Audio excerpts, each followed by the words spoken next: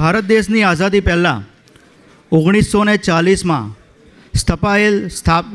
સ્થપાયેલ સંસ્થા કે જેના આજે 11,000થી પણ વધુ ડાયરેક્ટ મેમ્બરો તથા વિવિધ એસોસિએશન થકી 2 લાખથી વધુ મેમ્બરો જોડાયેલા છે એવી બિન રાજકીય સંસ્થા કે જેમાં વેપાર ઉદ્યોગના વિકાસ માટે સતત સેમિનાર્સ, કોન્ક્લેવ્સ, એક્ઝિબિશનો પૂરા વર્ષ દરમિયાન થતા રહે છે.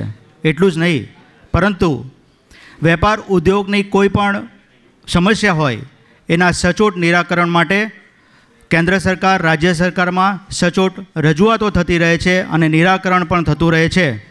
એવી સંસ્થાના આજના યાન એક્સપોની 5મી એડિશનના ઉદ્ઘાટન સમારોહમાં પધારેલ સર્વે મહેમાનો, મંચ ઉપર બિરાજમાન યશસ્વી પ્રમુખ શ્રી રમેશભાઈ વગાસિયા તથા તમામ ઓફિસ બેરર્સ તથા મંચ ઉપર બિરાજમાન સર્વ મહાનુભાવો, અહીં ઉપસ્થિત સર્વ ભૂતપૂર્વ પ્રમુખશ્રીઓ, ગ્રુપ ચેરમેનો, ચેમ્બરના મેનેજિંગ કમિટીના સભ્યો, ચેમ્બરના અન્ય સભ્યો, પ્રેસ મીડિયાના મિત્રો અને સજ્જનો અને સન્નારીઓને અંતઃકરણથી અમે આવકારીએ છીએ અને આપ સર્વેનું સ્વાગત કરતાં અમે ગૌરવની લાગણી અનુભવીએ છીએ. દીપ જ્યોતિ પરબ્રહ્મ દીપ જ્યોતિ જનાર્દન દીપો હરતુ મે પાપમ દીપ જ્યોતિર્મસ્તુ તે. જ્યાં પ્રકાશ હોય છે ત્યાંથી અંધકાર દૂર થાય છે અને જ્યાંથી અંધકાર દૂર થાય છે ત્યાં મંગલ્ય થાય છે. સર્વત્ર શુભ શુભ થાય છે અને ધન સંપત્તિનો વધારો થાય છે. તો ચાલો આવા શુભ આશયથી મંચ ઉપર બિરાજમાન સર્વ મહાનુભાવોને દીપ પ્રાગટ્ય માટે આગળ આવવા માટે હું વિનંતી કરું છું.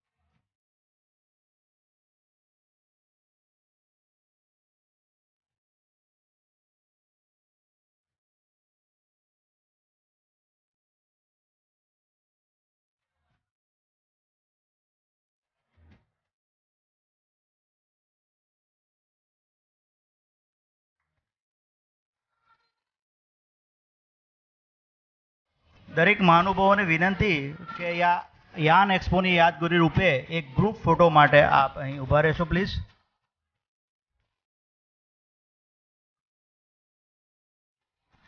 સુરતના ટાપી તટે 84 દેશોના વાવટા ફરકતા હતા અને 84 દેશો અહીં વેપાર ઉદ્યોગ કરવા માટે આવતી હતી અને તેથી જ તાપી તટના એ તાલુકાનું નામ 84 તાલુકો પડ્યો.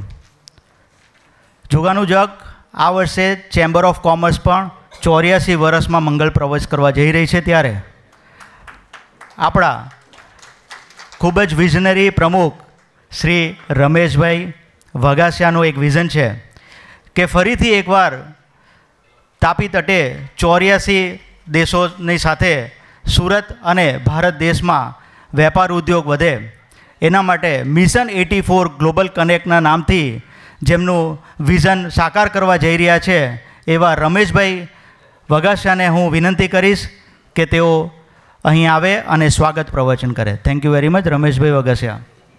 સુઅલ્પ અતિનામ વસ્તુ સંહતિ કાર્ય સાધિકા. સૌ સાથે મળીને જ આપણે નક્કી કરેલા કાર્યો લક્ષ્ય સાધી શકીશું. ભારતની ઋષિ પરંપરામાં ઋગ્વેદમાં એક સરસ મજાનો શ્લોક છે, એની એક નાનકડી પંક્તિ આજના આ કાર્યક્રમને સંલગ્ન થાય એવું મને યાદ આવે છે. આનો ભદ્રા ક્રતવો યંતુ વિશ્વતઃ. અર્થ એવો છે કે અમને સર્વ દિશાએથી સારા અને સુંદર વિચારો પ્રાપ્ત થાવ. ભારતની આ હંમેશા પરંપરા રહી છે કે વસુધૈવ કુટુંબકમ વિશ્વને પોતાનું કુટુંબ ગણનારી આ ભારતની પ્રજા, sir, we at the land of India, holy land of the India, always believe and works towards keeping in the mind that the entire world, globe is our family. And that's why we have a representative from Sri Lanka and from UAE and many more countries like Japan, etc. આજના the Southern Gujarat Chamber of Commerce and Industry અને Southern Gujarat Chamber Trade and Industry Development Center આયોજિત yarn expo 2023ની 5મી એડિશનમાં ઉપસ્થિત આજના આપણા મુખ્ય અતિથિ સેન્ચુરી એન્કાના managing director honourable Suresh Sudani ji, आपका हम तहे दिल से स्वागत करते हैं, आपका अभिवादन करते हैं। जोरदार तालियों से। सेंचुरी एनका भारत के बिजनेस और इंडस्ट्री के आकाश में एक ऐसा स्टार है जिनको कोई नहीं जानता, ऐसा नहीं हो सकता, especially in case of textiles. Our deputy high commission Sri Lanka Mumbai से उपस्थित minister commercial miss Shirani Ariyatat ने government Al Quwain free trade zone authority के यूएई ना Indian subcontinent officer mister Tarun Sharma ji, आपका भी मैं चैम्बर की ओर से और south Gujarat business and industry की ओर से स्वागत करता हूँ। गुजरात चैम्बर ऑफ कॉमर्स ना मानद मंत्री अने खूब ज उत्साही एवा अमदावाद गुजरात में तो खरुज पण आपड़ा चैम्बर ऑफ कॉमर्स ना पण मेम्बर छे અને સચિનમાં તેમનું કેમિકલનું યુનિટ છે, એટલે આપણા પોતાના છતાં ગુજરાત ચેમ્બર ઓફ કોમર્સમાં ઓનરરી સેક્રેટરી તરીકે સેવા બજાવી રહેલા આદરણીય શ્રી પ્રશાંતભાઈ પટેલ, આપનું પણ સ્વાગત છે। નિમ્બાર્ક ફેશન્સ લિમિટેડના director Maheshwariji, clinical data solution LLC યુએસએના પ્રેસિડેન્ટ પ્રવીણભાઈ પાનસુરિયાજી। પ્રવીણભાઈ પાનસુરિયા એટલે ભારતનો એવો, ગુજરાતનો એવો જીવ કે અમેરિકામાં વસતા વસતા પણ શ્વાસ તો ઇન્ડિયાથી જ લે, ઇન્ડિયાની જ પ્રવૃત્તિઓમાં ઇન્વોલ્વ થાય, ઇન્ડિયાની સામાજિક સેવાકીય અને મુશ્કેલીવાળી કોરોના જેવી પરિસ્થિતિમાં પણ ઓક્સિજનના બોટલ અહીંયા લોકોને પહોંચાડવા માટે લોકોને ત્યાં વિનંતી કરીને લોકોને એકઠા કરી 2-5-10 લાખ રૂપિયા અહીંયા મોકલાવે, આવી ભાવનાવાળા પ્રવીણભાઈ આપણને SGCCI ને પણ ખૂબ સહયોગ આપી રહ્યા છે। સાહેબ, આપનું અને આપ જે સમાજના, જે ગ્રુપના, જે બિઝનેસને ઇન્ડસ્ટ્રી અબ્રોડ યુએસએમાં છે એમના પ્રતિનિધિ છો, એટલે આપ સૌનું પ્રતિનિધિ તરીકે અમે સ્વાગત કરીએ છીએ, આપ સૌને આવકારીએ છીએ। મારા સાથે મિત્ર ઉપપ્રમુખ માનનીય શ્રી વિજયભાઈ મેવાવાલા, कैलाशजी आइए। तत्कालीन भूतपूर्व प्रमुख અને મારા સિનિયર માર્ગદર્શક ભાઈ શ્રી હિમાંશુભાઈ બોડાવાલા, માનદ મંત્રી અને ચાલુ કાર્યક્રમમાં પણ અનેક કામગીરીની વ્યવસ્થા ગોઠવી રહેલા એવા ભાઈ શ્રી નિખિલભાઈ મદ્રાસી, ખજાનચી શ્રી કિરણભાઈ ઠુમર, સમગ્ર વર્ષ દરમિયાન ચેમ્બરના તમામ એક્ઝિબિશનનું કુશળતાપૂર્વક સંચાલન ગત વર્ષે પણ કર્યું અને આ વર્ષે પણ સફળતાપૂર્વક કરી રહ્યા છે એવા મારા સાથી મિત્ર ભાઈ શ્રી બીજલભાઈ જરીવાલા, આ એક્સપોના યશસ્વી ચેરમેન અને નહીં માત્ર ચેરમેન પણ એક બિઝનેસમેનને, એક ઇન્ડસ્ટ્રીને વ્યક્તિગત રીતે મળીને આ એક્સપોમાં તેઓ પાર્ટ લે એ માટે સતત મહેનત કરી અને પોતાના અંગત સંબંધોનો પણ ઉપયોગ કરીને SGCCIનો એક્સપો કેમ સફળ થાય એ માટે મહેનત કરી રહેલા મુંદ્રાજી અને ઉમેશ કૃષ્ણાનીજી, આ યાન એક્સપોના મેન્ટર્સ અને ભૂતપૂર્વ પ્રમુખ શ્રી માનનીય શ્રી મહેન્દ્રભાઈ કાજીવાલા અને પ્રફુલભાઈ શાહ, આપનું પણ સ્વાગત કરું છું, આપ સૌને આવકારું છું અને તમામ ભૂતપૂર્વ પ્રમુખશ્રીઓ, ગેલેક્સી ઓફ પાસ્ટ પ્રેસિડેન્ટ્સ, આપ સૌને હૃદયના ઉમળકાથી આવકારું છું અને મારા સાથી ચેમ્બરના મેનેજિંગ કમિટીના સભ્યો અને SGCCIના તમામ સભ્યો અને જેમણે ઉત્સાહપૂર્વક આ યાન એક્સપોમાં ભાગ લીધો છે એવા તમામ એક્ઝિબિટર્સ મિત્રો સાથે અને આમંત્રિત સૌ મહાનુભાવોનું હું ઉમળકાથી સ્વાગત કરું છું. મિત્રો, જે આપણા વડીલોએ 1940માં બીજ રોપ્યું છે આ સંસ્થાનું અને આ કક્ષાએ જેમણે પહોંચાડી છે એવા તમામ પાસ્ટ પ્રેસિડેન્ટ્સ અને તમામ સિનિયર મેમ્બર્સ જેમણે નાનામાં નાનાથી લઈને મોટામાં મોટું કોન્ટ્રીબ્યુશન આપ્યું છે અને જેના કારણે આ 1,19,000 સ્ક્વેર મીટરની આ ધરતી પર ચેમ્બર કોલર ઊંચો રાખીને આ ઇન્ફ્રાસ્ટ્રક્ચર બનાવીને કામ કરી રહ્યા છે એનું પ્રાઉડ જે આપણને ફીલ થાય છે એ તમામને સેલ્યુટ સાથે વંદન કરીને યાદ કરીએ છીએ. એ તમામને અમારા ખૂબ ખૂબ હૃદયથી આભાર કે આપણે આ વ્યવસ્થા ઊભી કરી એટલા માટે આપણે આ એક્ઝિબિશન કરી રહ્યા છીએ. અને એક્ઝિબિશનની શ્રેણીમાં આ બીજું આ વર્ષનું એક્ઝિબિશન છે સિટેક્સ પછીનું યાન 2023. આ યાન એક્સપોમાં અનેકવિધ પ્રકારના યાન એક્ઝિબિટ થયા છે. 90 કરતાં વધારે એક્ઝિબિટર્સ છે. આખા દેશમાંથી લોકો ખૂબ ઉત્સાહથી ભાગ લઈ રહ્યા છે અને 10-12 હજાર 15,000 જેટલા રજિસ્ટ્રેશન ઓલરેડી આવી ગયા છે અને હજુ એ આંકડો 20,000ને ક્રોસ થવાની પૂરી સંભાવના દેખાઈ રહી છે. ત્યારે SGCCIનો પ્રયાસ હંમેશા એ રહ્યો છે કે બિઝનેસને ઇન્ડસ્ટ્રીમાં લેટેસ્ટ પ્રોડક્ટ રજૂ થાય, લેટેસ્ટમાં લેટેસ્ટ મશીનરી રજૂ થાય અને દરેક બિઝનેસમેનને એમાંથી કંઈક જોવાની, શીખવાની, જાણવાની પ્રેરણા મળે અને એના દ્વારા એ પોતાનો બિઝનેસ આગળ વધારી શકે. અને એ બિઝનેસ વધારવાની જે પ્રક્રિયા છે એમાં થોડોક વધારે વેગ આપવા માટે to make that accelerated, to make them enhanced, to make them to explore more and more crossing the boundary of India. આપણે નાનું અહીંનું વિચારવાના બદલે હવે એક નવી એવી દિશા ઉપર આગળ વધી રહ્યા છે જે નવા ભારતની કલ્પના આદરણીય નરેન્દ્રભાઈ મોદીજી કરી રહ્યા છે. એ કલ્પનાને આપણે સાકાર કરીને આપણી પ્રોડક્ટને એવી રીતે બનાવીએ, આપણી મશીનરી પણ અહીંયા એવી રીતે બનાવીએ, મેક ઇન ઇન્ડિયા તહત ઇન્ડિયામાં જ આપણા જ વિસ્તારમાં પ્રોડ્યુસ કરીએ, આપણા પ્રોડક્ટ્સને પાર્ટ્સ બધા અહીંથી જ પ્રોડ્યુસ થાય અને એમાં બનાવેલી પ્રોડક્ટ આપણે ભારતના સીમાડા ઓળંગીને વિશ્વના 84 દેશોમાં ભાવેશભાઈએ જેમ કહ્યું તેમ આપણે જે સંકલ્પ લીધો છે, વિઝન બનાવ્યું છે અને મિશન 84 જે હાથ ઉપર લીધું છે એ સિમ્બોલિક એ અર્થમાં છે. આપણને એમ લાગશે કે આવડું મોટું મિશન, આવડી મોટી વાત, પણ I would like to tell you, my dear friends, ladies and gentlemen, that it is not a big dream, it is a very small dream in consideration of the people of spirit of business in the blood of Gujarat, Surat and India. કે એ વર્ષોમાં આપણી પ્રજા કેવડો મોટો business કરતી હતી અને કેટલા લોકો દેશ વિદેશમાંથી આવતા હતા.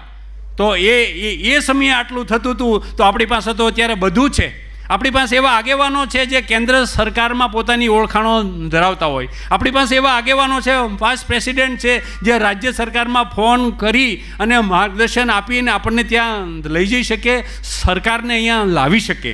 અને આપણી પાસે એવા મોટા બિઝનેસમેનો છે જે કરોડો રૂપિયાનું ઇન્વેસ્ટમેન્ટ કરી અને ધારે એ પ્રોડક્ટ બનાવી શકે. તો આપણે આ 84,000 કરોડના MOU કરવા એ કાંઈ બહુ મોટી વાત આજના સમયમાં નથી અને એટલા માટે આપણે સંકલ્પ લીધો છે કે જે લોહીમાં વ્યાપાર વસે છે અને આખા વિશ્વની અંદર જ્યાં જ્યાં પણ ગુજરાતી વસે છે ત્યાં સદાકાળ ગુજરાત એવું કહેવાય છે. અને એ ફરીથી આપણે સંકલ્પ લઈ કવિ નર્મદની એક પંક્તિમાં કે એક ડગલું ભર્યું કે પાછું હટવું ના, અમે પાછા હટવાના નથી, અમે આગળ વધવાના છીએ. એવી રીતે 150 કરતાં વધારે સંસ્થાઓ આપણી સાથે જોડાયેલી છે. ફોસ્ટાના ભાઈ શ્રી હકીમજી આપણી સાથે છે ને એવી અનેક સંસ્થાઓ આપણી સાથે છે. સૌ સંસ્થાઓ અને આપણે સૌ સાથે મળી અને આ વિઝનને પૂર્ણ કરવા માટે આપણું મિશન 84ના સંકલ્પને આગળ વધારીને SGCCIના વાવટા 84 દેશમાં ફેલાય અને આપણા ધંધા રોજગાર પૂર્ણ માપે વિકસે એવા સંકલ્પ સાથે અને એવા દ્રઢ આત્મવિશ્વાસ સાથે આપણે આગળ વધી રહ્યા છે. ત્યારે ફરી આપ સૌનું સ્વાગત કરી વિરમું છું. Thank you very much. ખૂબ ખૂબ આભાર પ્રમુખશ્રી. તો હવે ચાલો આપણે મંચ ઉપર બિરાજમાન સર્વે માનવંતા મહાનુભાવોને સુરતની ઓળખ એવા ટેક્સટાઇલના કાપડમાંથી બનેલ ટેક્સટાઇલ બુકે તેમજ સ્મૃતિ ભેટથી નવાજીએ. તો હું ચેમ્બરના હોદ્દેદારોને વિનંતી કરું છું કે આપનું નામ જણાવો, એ પ્રમાણે આપ સર્વે મહાનુભાવોનું સન્માન કરે. સૌપ્રથમ શ્રી રમેશભાઈ વગાસિયા પ્રમુખ SGCCIને હું વિનંતી કરું છું કે આપણી સાથે સેન્ચુરી એકાના મેનેજિંગ ડિરેક્ટર સુરેશ સદાનીજી અહીં ઉપસ્થિત છે, તો એમને ટેક્સટાઇલ બુકેથી સન્માનિત કરે.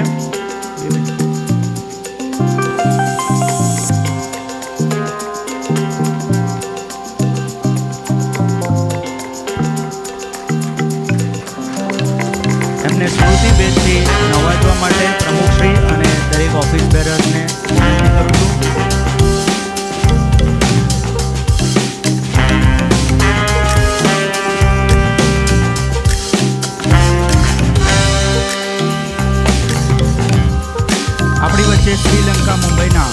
આપણી વચ્ચે મુંબઈના શ્રીલંકાના minister deputy high commissioner Mrs Shiraniji અહીં ઉપસ્થિત છે. તેમને બુકેથી નવાજવા માટે હું વાઇસ પ્રેસિડેન્ટ શ્રી વિજયભાઈ મેવાડાને વિનંતી કરું છું.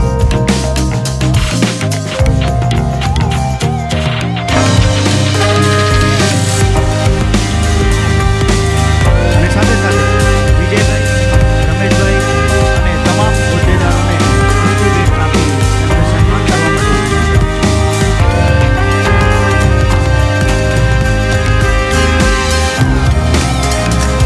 આપણી વચ્ચે Gujarat chamber of commerce and ઇન્ડસ્ટ્રીના ઓનરરી સેક્રેટરી શ્રી પ્રશાંતભાઈ પટેલ ઉપસ્થિત છે.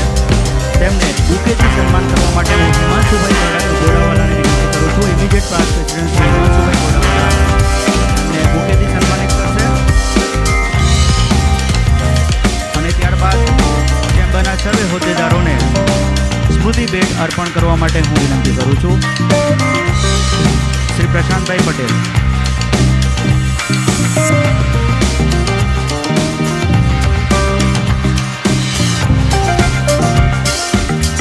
આપણી વચ્ચે લીંબાગ ફેશન લિમિટેડના ડિરેક્ટર શ્રી મહેશભાઈ મહેશ્વરી ઉપસ્થિત છે. એમને આગળ આવવા માટે વિનંતી. અને ચેમ્બરના ઓનરરી સેક્રેટરી શ્રી નિખિલભાઈ મદ્રાસીને વિનંતી કરું છું કે એમને બુકેથી અને સાથે Mundraji Girdhar Gopal Mundraji all expo yarn એક્સપોના ચેરમેનને વિનંતી કે એમને બુકેથી નવાજે. અને સાથે સાથે દરેક હોદ્દેદારોને સ્મૃતિ ભેટ અર્પણ કરીને તેમને નવાજવા માટે વિનંતી કરું છું.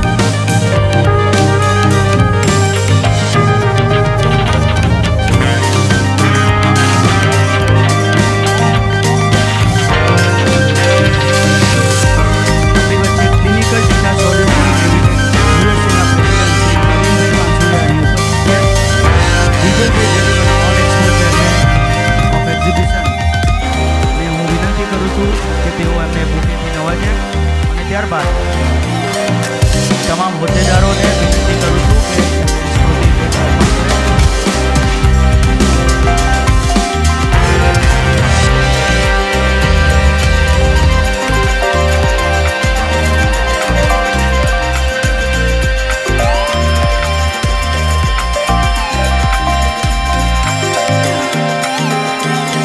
આપણી વચ્ચે શ્રી તરુણભાઈ શર્મા ઉપસ્થિત છે.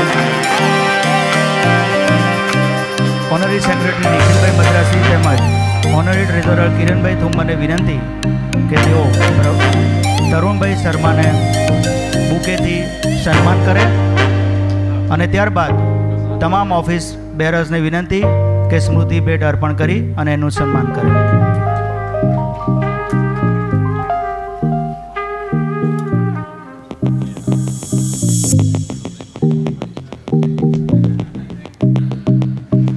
ખૂબ ખૂબ આભાર.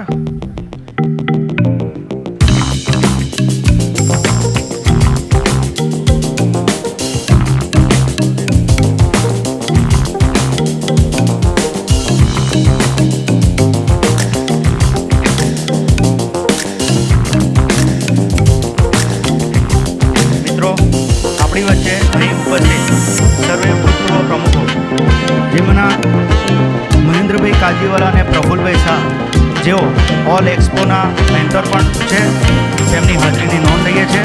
સાથે સાથે ભૂતપૂર્વ પ્રમુખ શ્રી અમરતભાઈ દુરા, દિનેશભાઈ નાવડિયા, વસંતભાઈ વચકાણીવાલા,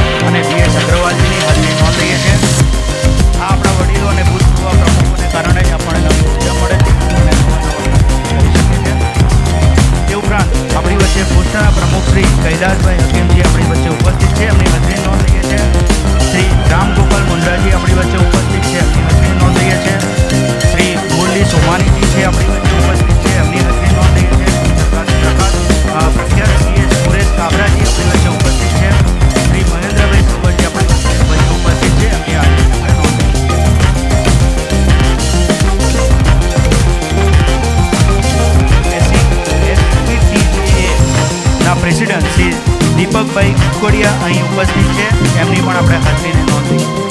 આભાર.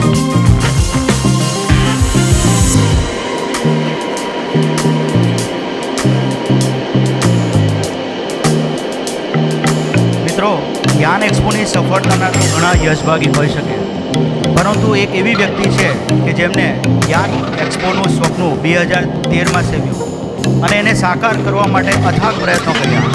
આજે યાન એક્સપોની 5મી એડિશન છે. આ દરેક એડિશનમાં યાન એક્સપો કઈ રીતે સફળ થઈ શકે અને સાથે સાથે પહેલેથી લઈને છેલ્લે સુધી કેટલા વધારે સ્ટોલ્સ આવી શકે દેશભરમાંથી, દેશના ખૂણે ખૂણે જઈને દરેક સ્ટોલ હોલ્ડરને મનાવીને અહીં વધુમાં વધુ સ્ટોલ્સ આવી શકે, સારામાં સારું એક્ઝિબિશન થઈ શકે, એ માટે ખૂબ જ અથાગ પ્રયત્ન જેમણે કર્યો છે. તેઓ ચેમ્બરના એક્ટિવ ગ્રુપ ચેરમેન છે અને આ યાન એક્સપોના ચેરમેન છે એવા મધુસૂદન ગ્રુપના માલિક ગિરધર ગોપાલ મુંદ્રાજીને યાન એક્ઝિબિશનની માહિતી આપવા માટે હું આમંત્રિત કરું છું.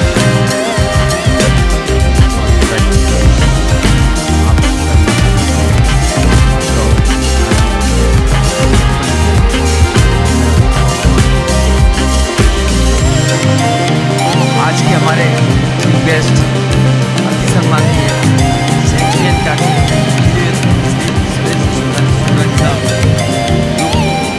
पूरे समय में से निकाल कर यहाँ पर आए और मैंने हमारे बच्चे को बोला, भाई आप बताइए क्यों, आप बहुत बिजी शेड्यूल में थे मगर आपने हमारी बात को स्वीकार किया और एज ए महेश्वरी मैंने आपको इनवाइट किया था। हमारे ऐसा कुछ नहीं है, इंडस्ट्री के लोग हैं, आप पधारे, आपका खूब स्वागत है, वंदन है। हाँ, तालियां बजाइए, बहुत बड़ी बात है, आज बहुत समय निकाल कर आप पधारे हैं। चैम्बर के प्रेसिडेंट श्रीमान रमेश जी बगासिया और मंच पर उपस्थित सभी विशिष्ट मेहमानगण तथा उद्योग जगत से पधारे हुए आप सभी व्यापारी भाइयों व सभी उद्योगपति लोगों, आप सबका हार्दिक स्वागत व वंदन तथा नमन है। GFRC चैम्बर ऑफ कॉमर्स द्वारा 5वें यान एक्सपो की सुंदर व भव्य आयोजन पर उद्योग जगत से पधारे आप सभी का हार्दिक अभिनंदन और स्वागत करता हूँ। मैं अपने भाषण की शुरुआत युवा अंबानी की बोलाइनों से शुरू करना चाहूँगा। उद्योगपति जिन्होंने कहा था जो अपने सपने की शुरुआत खुद नहीं करते, जो खुद अपने सपने को सोचते हैं उसकी शुरुआत खुद नहीं करते, दूसरा व्यक्ति उसका उपयोग करके उसका पूरा उपयोग करके और फायदा लेगा। इसी बात को ध्यान में रखते हुए हमने 2018 में यान एक्सपो का आयोजन करने का निश्चय किया। कारण यान के सेक्टर्स के बिजनेस में कहीं बाहर जा रहा था। जैसे ही मुझे जानकारी मिली यान एक्सपो शुरू हो रहा है, वास्तव में सूरत के टेक्सटाइल क्षेत्र में एक क्रांति आ गई है। यहाँ 50 वर्ष पूर्व महेंद्र भाई अक्सर बोला करते हैं कि डालडा क्वालिटी बनती थी 200 रो, वहाँ आज वर्ल्ड क्लास आज फैब्रिक्स बन रहे हैं, यान बन रहे हैं, ये हमारे लिए उपलब्ध की बात है। बंधुओं, उस एग्जीबिशन में बड़ी विशेषता थी, हमने स्मृति ईरानी जी को इनवाइट किया, उन्होंने मैं जरूर आऊँगी। आए, जब देखा यहाँ पर घूमी, वर्ल्ड क्लास ना केवल सूरत में वर्ल्ड क्लास का एग्जीबिशन आपने आयोजित किया है। इतने अच्छे डेकोरेशन के ढंग से स्टाल को आयोजित करना मैंने तो नहीं देखा, ये मंच से सामने उन्होंने कहा था। तालियां बजाइए निश्चित तौर पर। इसी बात को थोड़ा समय कम है तो हमारे लिए बहुत हर्ष खुशी की बात है कि एग्जीबिटर भाई इस अवसर पर उपस्थित हैं। बिना एग्जीबिटर के एग्जीबिशन कैसे संभव? मैं उन्हें उनका आभार, उन्हें धन्यवाद, उनके प्रति कृतज्ञता और नमन व्यक्त करते हुए ये चाणक्य बोलाइन शास्त्र रमेश भाई ने संस्कृति श्लोक मुझे भी याद आ रहा है। उद्योग नास्ति दारिद्र्यम, जब तो नास्ति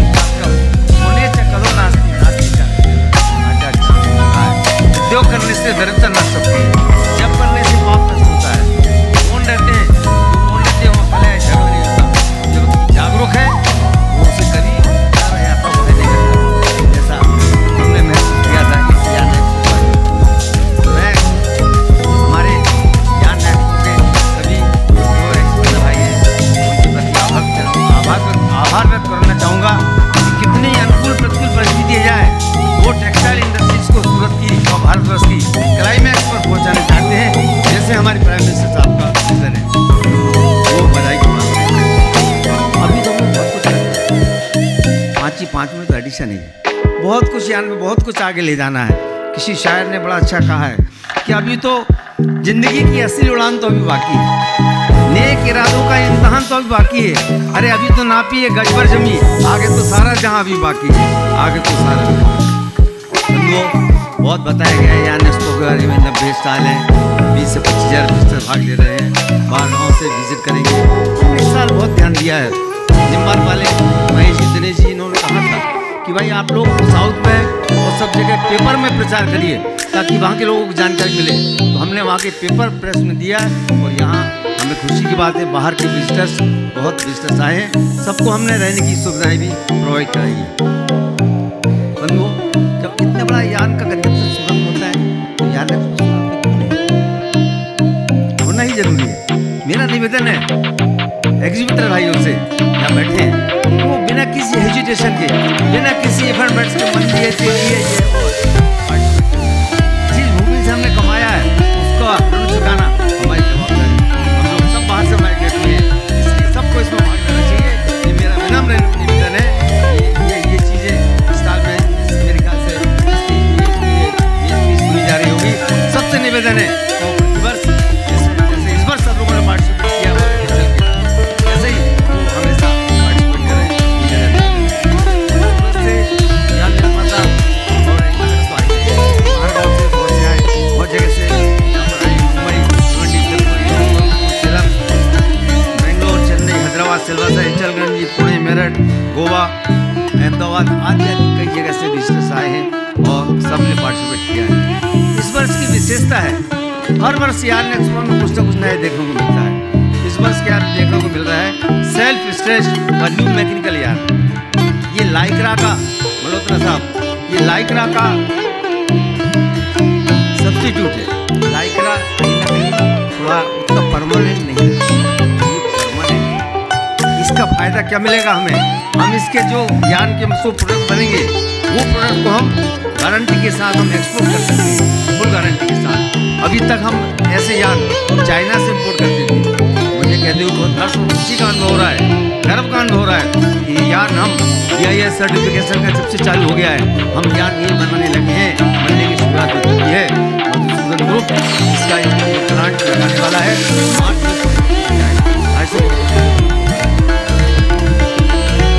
उसी के अंतर्गत एक सरोना यान है,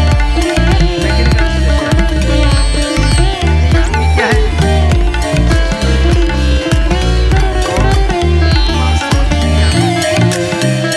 इम्पोर्ट होता था चाइना से।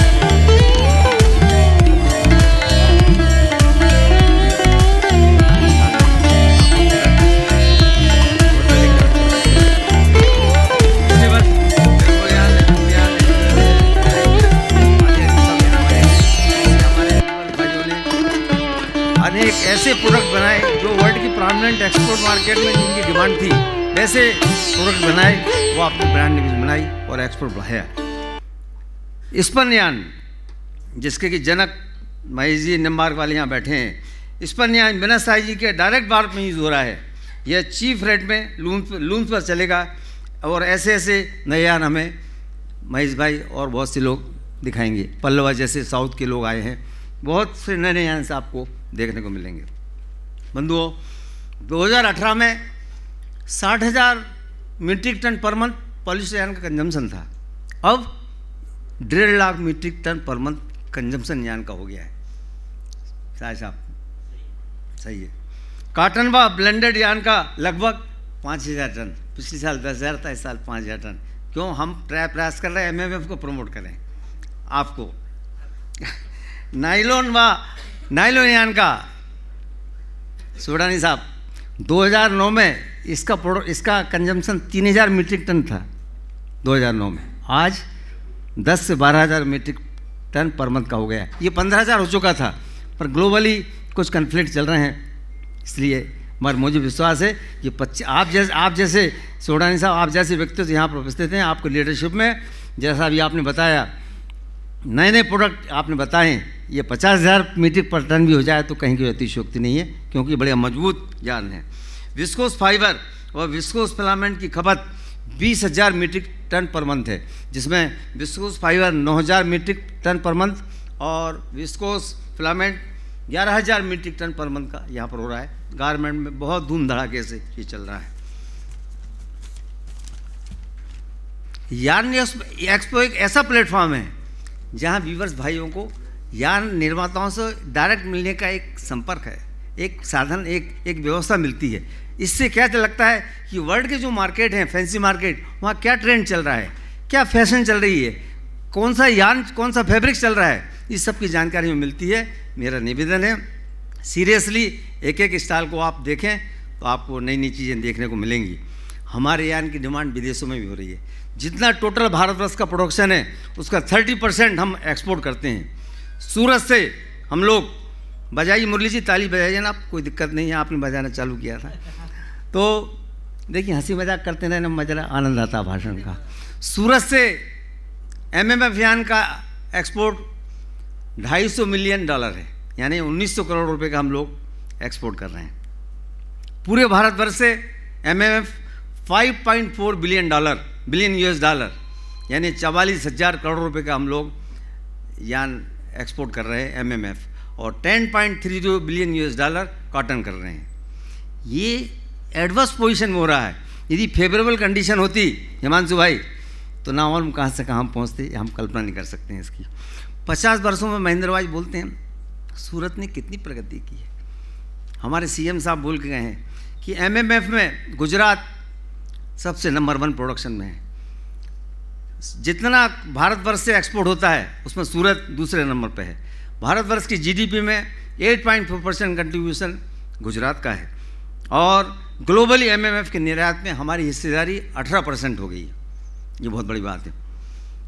भारतवर्ष की अर्थव्यवस्था में टेक्सटाइल इंडस्ट्रीज़ का बहुत कंट्रीब्यूशन है, 14% कंट्रीब्यूशन है। तो मोदी साहब बोलते हैं कि भाई बल्क प्रोडक्शन आप लाइए, जीरो डिफेक्ट के साथ आइए, और उसके लिए टेक्नोलॉजी का उपयोग करिए तो सब संभव है। आज की टाइम्स ऑफ इंडिया में है, मैंने तो पहले पढ़ लिया आज, उसमें चीफ इकोनॉमिस्ट मार्क स्टैनली ने बताया कि भारतीय टेक्सटाइल उद्योग के लिए आने वाले 10 साल स्वर्णिम काल कहलाएंगे, गोल्डन पीरियड कहलाएंगे। कारण भारत की विश्व में एवरेज एज 28 साल है, चाइना की 39 साल है। तो ये 10 साल जो हमको मिले हैं ये बहुत गोल्डन पीरियड है। उसका कारण है हमारे यहाँ मैन्युफैक्चरिंग लेबर कास्ट 67 रुपया प्रति घंटा है, चाइना की 588 रुपये प्रति घंटा, चाइना की 588 रुपये प्रति घंटा, साउथ कोरिया की 1850 रुपये प्रति घंटा, इंडोनेशिया की 83 रुपये प्रति घंटा। हम सबसे चीप हैं, तो निश्चित तौर पर हमारे लिए अवसर है, अपॉर्चुनिटी है। MSME इंडस्ट्रीज हम कहलाते हैं, बहुत बड़ा कंट्रीब्यूशन है। जितना रोजगार पैदा होता है उसका 45% MSME से आता है, उसमें भी माइक्रो से कितना आता है, 97%।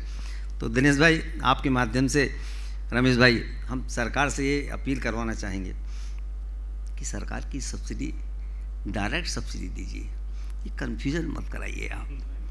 PLI 1, PLI 2, ये प्रोसेस हाउस पर, वो गारमेंट पर डायरेक्ट सब्सिडी दो ना आप। टफ, जैसा हिमांशु भाई ने चाल लगाया था, रमेश भाई कर रहे हैं टफ, और वो कौन सा था दूसरा टफ है, हाँ, ये सब टफ की योजना डायरेक्ट लागू करें।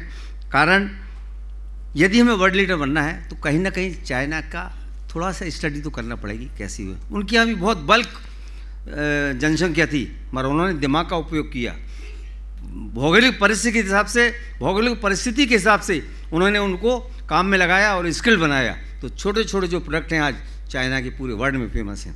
हमें भी कुछ इस टाइप का करना है, मोदी जी कर रहे हैं।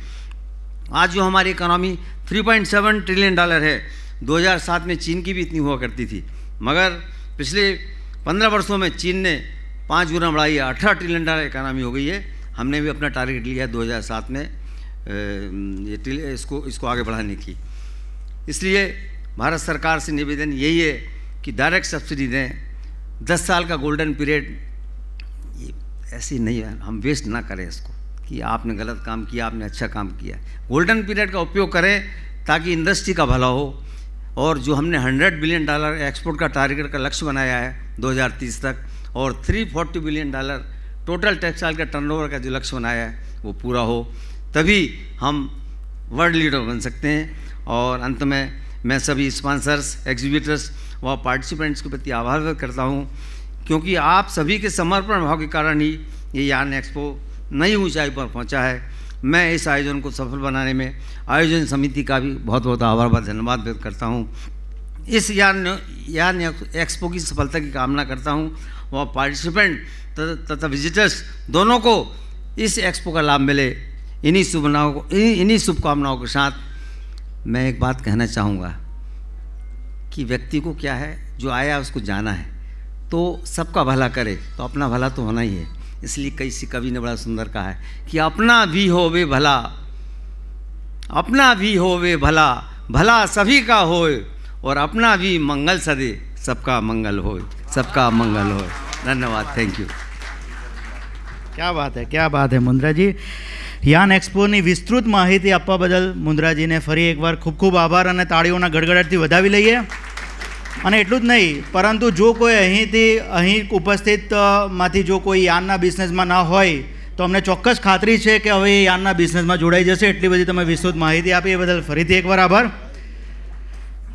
યાન એક્સપોની સફળતામાં બધા મિત્રો તો છે જ, પરંતુ સાથે સાથે આપણા યાન એક્સપોના સારા સફળતા માટે સ્પોન્સર પણ આપણી સાથે જોડાયેલા છે। તો ચાલો આપણે હવે એમને સન્માનિત કરીએ। હું ચેમ્બરના પદાધિકારીઓને વિનંતી કરું છું કે એમને સન્માનિત કરવા માટે સૌપ્રથમ રિલાયન્સ ઇન્ડસ્ટ્રીના શ્રી વિનોદભાઈ શાહ, રિજનલ હેડ અહીં આપણી વચ્ચે ઉપસ્થિત છે। તેમને સન્માનિત કરવા માટે શ્રી રમેશભાઈ વગાસિયા તેમજ સુરેશભાઈ સોદાનીજી અને બીજા અન્ય પદાધિકારો શ્રી મુંદ્રાજી, શ્રી બીજલભાઈને નમ્ર વિનંતી કે આપ આગળ આવશો અને એમને ટેક્સટાઇલ બુકે તેમજ સ્મૃતિ ભેટથી એમનું સન્માન કરશો। Vinodbhai Shah, regional head, Reliance industry limited.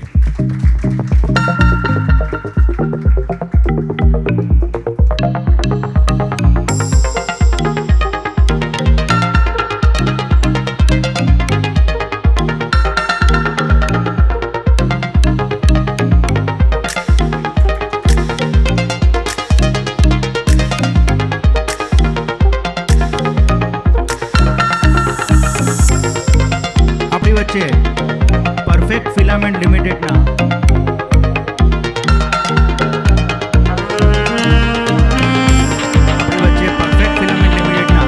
Shri રોનકભાઈ Gupta અહીં ઉપસ્થિત છે। એમને વિનંતી કે મંચ પર આવે અને શ્રી શિરાણીજી અને વિજયભાઈ મેવાવડાને વિનંતી કે એમને ટેક્સટાઇલ સન્માનિત કરે અને અન્ય પદાધિકારીઓને સાથે જોડવા માટે વિનંતી। ગ્રાસિમ ઇન્ડસ્ટ્રી લિમિટેડના શ્રી શૈલેન્દ્ર પાંડે અને શ્રી રાજીની રોય આપણી વચ્ચે ઉપસ્થિત છે। એમને મંચ ઉપર આવવા માટે વિનંતી અને મંચ ઉપર બિરાજમાન શ્રી પ્રશાંતભાઈ પટેલ અને આઈપીપી શ્રી હિમાંશુભાઈ ગોડાવાલાને વિનંતી કે તેઓ ટેક્સટાઇલ બુકેથી એમનું સન્માન કરે અને ત્યારબાદ સર્વે પદાધિકારીઓ અને એક્સપો ચેરમેન વિજયભાઈ અને મુંદ્રાજીને વિનંતી કે સ્મૃતિ ભેટ માટે આપ આગળ આવશો અને સ્મૃતિ ભેટ આપીને એમનું સન્માન કરશું।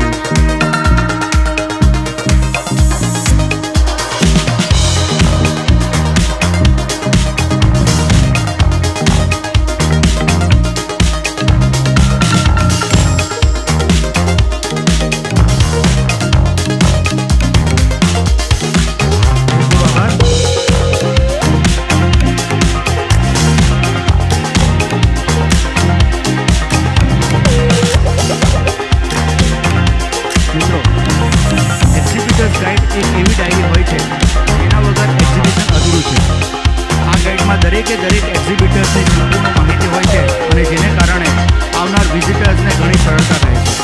તો આજના મુખ્ય મહેમાન તથા મંચ ઉપર ઉપસ્થિત સર્વે મહાનુભાવોને આ એક્ઝિબિટર્સ ગાઈડના અનવેલિંગ માટે નમ્ર વિનંતી કરું છું અને સાથે ચેમ્બરના ડેપ્યુટી સેક્રેટરી અને એક્ઝિબિશન હેડ મેમ્બર્સને જોડાવા માટે હું વિનંતી કરું છું।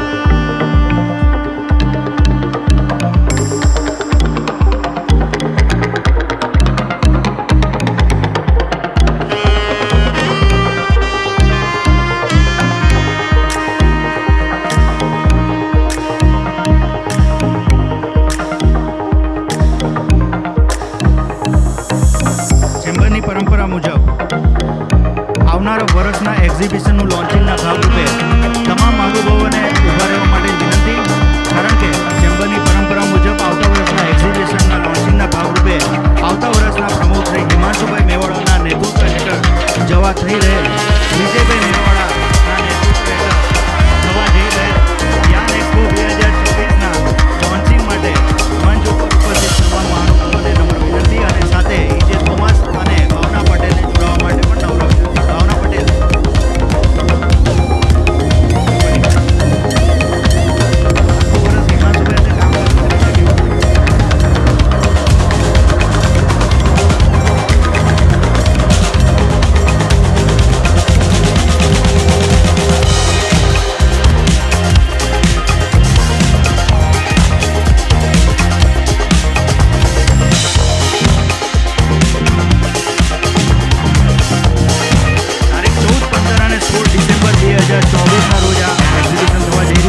અને એનું લોન્ચિંગ થઈ ચૂક્યું છે.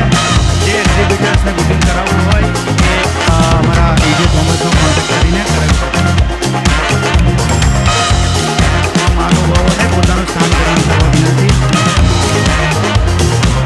મિત્રો, 1987માં કિશનગઢ રાજસ્થાનથી કોમર્સ ગ્રેજ્યુએટ કરી મુંબઈમાં પોતાની કર્મભૂમિ બનાવી અને દૂરંદેશી વિચાર, લગન અને મહેનત આજે ટેક્સટાઇલ ઇન્ડસ્ટ્રીમાં ખૂબ જ જાણીતી થયેલી એવી કંપની નિમ્બાક ફેશનના ફાઉન્ડર ડિરેક્ટર શ્રી મહેશભાઈ મહેશ્વરીને સંબોધન કરવા માટે હું આવકારું છું.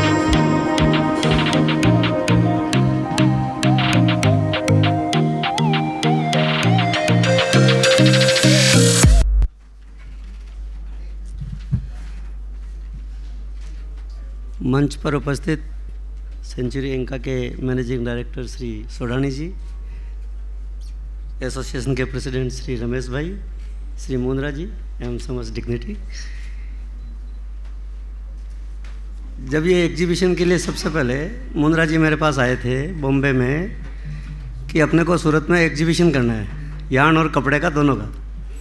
मैं कहा नहीं, अपन यार्न की एग्जीबिशन करेंगे और जो यार्न की एग्जीबिशन करेंगे उसमें कितने अपने को एग्जीबिटर चाहिए अपन कर लेंगे, लेकिन करेंगे खाली यार्न की.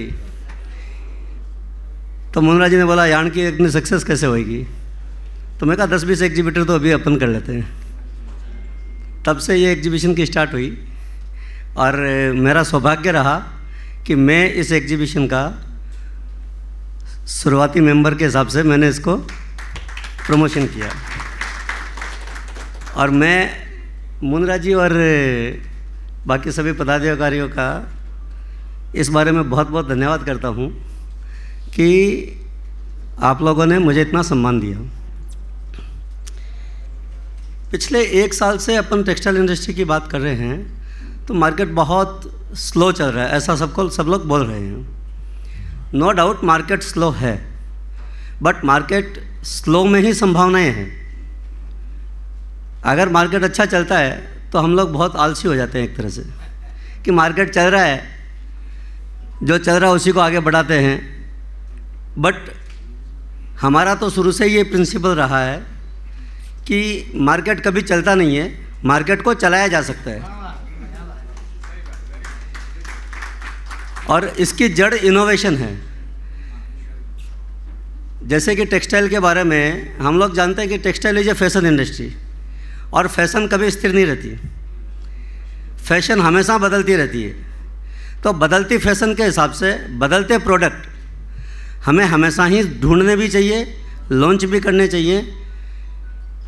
यही हमारा मूल मंत्र रहा है और इसी से हम लोग आगे बढ़ रहे हैं. इनोवेशन कैसे होता है, मैं थोड़ी सी हमारी कंपनी की पॉलिसी बताता हूँ. मैं 2004 में एक बार सूरत आया था, तब यहाँ पे स्पन यार्न न के बराबर चलता था. इवन पर्ण वाइंडिंग पे पर्ण कैसे बनाएंगे, क्योंकि वो फाइबर उड़ता है, स्पन फाइबर उड़ता है, फिलामेंट तो उड़ता नहीं है, तो उसकी पर्ण कैसे बनाएंगे, इसके भी इश्यूज़ थे. क्योंकि जैसे ही वो उड़ता था वर्कर भाग जाता था. तो उसके लिए हमने मैंने उस पर ऑयल वॉयल लगवा के सब चालू करवाया। सबसे पहले मैं मेटल फैब करके एक कंपनी है, यहाँ की बहुत बड़ी कंपनी है, वहाँ पे मैंने सबसे पहले स्पन यार्न को चालू करने की सोची थी। धीरे धीरे आज अगर देखें तो स्पन का इतना बड़ा मार्केट हो गया कि मेरे को जो लगता है आने वाले टाइम में स्पन एक साइड तो करीब करीब चलने लगा है, और अब नया दौर चालू हो रहा है जहाँ सॉफ्ट फील ही सबको चाहिए, स्पन बाय स्पन की फील चाहिए। तो पिछले 4 साल से हम लोग साइरो कॉम्पैक्ट यार्न बना रहे हैं जो डायरेक्ट वार्प में चलते हैं बिना उस साइजिंग किए हुए। इस बार उसकी रेंज हमने काफ़ी कुछ बढ़ा दी है। तो सूरत में साइजिंग हमेशा से ये कंसर्न रहा है कि स्पन यार्न को साइजिंग करके कैसे चलाया जाए। तो पिछले 1 साल से हमने कई ट्रायल्स किए और अल्टीमेटली वाटर जेट पे स्पन यार्न विदाउट साइजिंग कैसे चले, इसके लिए मेहनत करके इसको हमने ट्रायल कंप्लीट कर ली है और ट्रायल्स में सक्सेस कर लिया है। अभी चल रहा है, एट प्रेजेंट सूरत में चल रहा है।